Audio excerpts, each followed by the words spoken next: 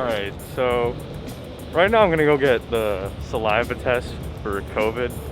This is my first time ever doing something like this, so I'm on my way to get tested for COVID-19. ASU recently developed a saliva-based test that makes the whole process really quick and painless. The way the test works is actually super simple. You just get a straw, a test tube, and then you just spit through the straw into the test tube. alright. So I'm about to spit. So I take the mask off. My mouth is so dry right now, I don't think I'll be able to do this. So this is your standard issue straw. And right here we got the tube, so pretty much you just open this up, put it here, and then you just gotta start drooling. I woke up like an hour before filming though, so my mouth is pretty dry. I gotta get up to that much. Oh my. So I just had to spit and spit and spit.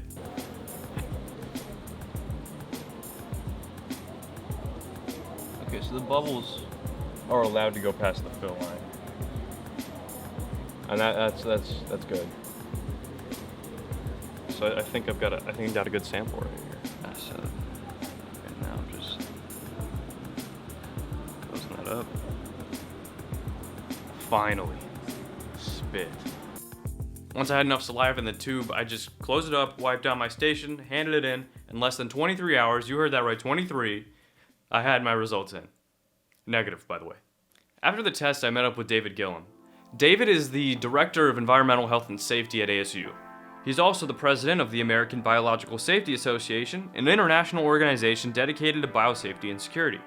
So kind of just what happens to the sample right after I hand it off? Where does it go? What's that whole process like? So the sample gets put into a rack and then into a cooler to stay cool. And at the end of the day, we take it over to Biodesign loading dock and they process it there into the lab. It takes anywhere from you could get it back in 8 hours up to 48 hours. So it just depends on how quickly they can get the samples done. So what do you kind of oversee throughout the day? My normal job? Yeah. This is not my normal job. With the in regards to testing. So I oversee all the staff that's doing the testing for ASU. All right. So we make sure that the design of the space has been set up. If you notice, it's well spaced. Yeah. We have the disinfection that's going on, that we make sure people are wearing the right personal protective equipment. Everything involved inside that room we're overseeing.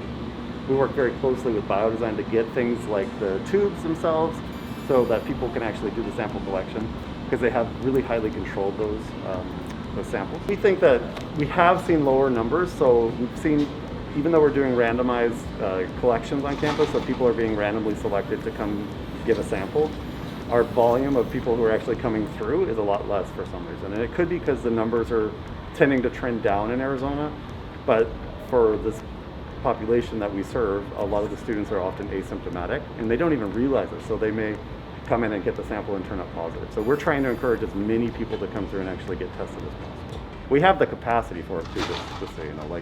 We actually could do probably close to 5,000 to 6,000 people a day in this space. Later that day, I spoke with Vel Murugan. Vel is a molecular biologist at ASU with just a ton of experience, and he kind of explained to me what happens when my sample goes from the testing site into the lab. Can you kind of explain what goes on in the lab? Is there any automation or anything like that? Yeah, we have a lot of automation in the lab.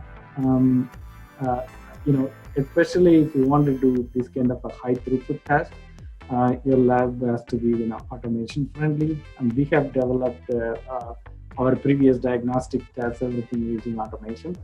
Okay, and then can you kind of explain how the test itself works? I heard it's like a qPCR. Yeah, it's a polymerase chain reaction. So what it does is it looks for the genetic material belong to that virus in the sample. Okay, and these genetic materials, even if they are in millions of copies in a small amount of saliva, it's very difficult to detect it. So what the PCR does is it amplifies that particular genetic material to the amount that a red instrument can easily detect. I would tell everyone, come and get tested.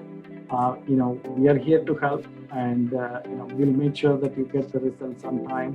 and please get tested. I think that's the message that I want to get everyone to know at this point.